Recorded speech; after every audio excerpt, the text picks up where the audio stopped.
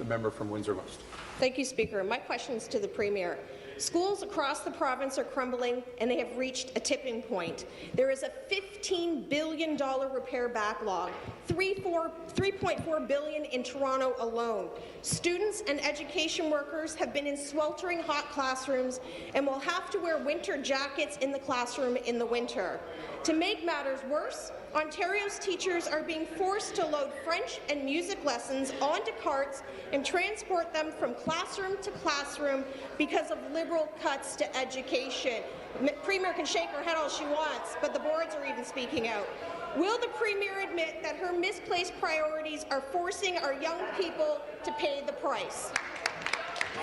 Thank you very much, Mr. Speaker. I was only shaking my head because it is the reality that core French teachers and music teachers for many, many years in this province, itinerant music teachers, have not necessarily had a dedicated classroom, Mr. Speaker. It's worked very, very well that teachers have moved from classroom to classroom, and certainly my 3 children who went through the publicly funded education system in Toronto had exactly that situation, Mr. Speaker, and it's not unusual. And I think sometimes what happens is when there has been a school where there has been a dedicated classroom, and then enrollment may go up, or there may be a change, and then that changes so that the core French teacher is moving from classroom to classroom, that can cause an adjustment in the school. But, Mr. Speaker, it's not an unusual practice, and the kids get very, very good education in that way, Mr. Speaker.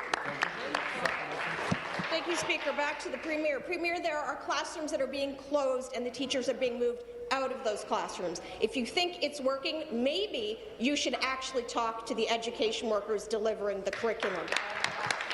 Recently, a school in Thames Valley had to close because of health concerns related to a lack of air conditioning. Our schools are in crisis. A teacher in Toronto was forced to spend $500 of her own money to install an air conditioner in her classroom because students were feeling faint and lethargic, and she felt the environment was unsafe. Our children should not be trying to learn in classrooms without windows. I'm sure the Premier has windows in her office. They should not be in classrooms with poor air quality.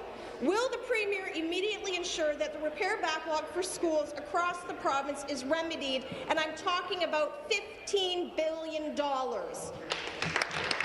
Speaker, we acknowledge that there needed to be an increase in funding in terms of the repair and renewal of schools, Mr. Speaker. We added a historic $1.1 billion on top of an existing $1.6 billion, Mr. Speaker. So we have acknowledged that there was a need, there is a need to continue to fund the renewal of schools, Mr. Speaker. We will continue to work with school boards. The $1.1 billion that we put in on top of the $1.6 billion, Mr. Speaker, is funding projects around the province, did over the summer and continues to, Mr. Speaker. School boards make the decisions about how they use those funds, Mr. Speaker, and they have, school boards have priorities. They take those funds and they apply them to the priorities. We understand that there's a need, Mr. Speaker. That's why we put in over $1 billion on top of the $1 billion that was already there, Mr. Speaker.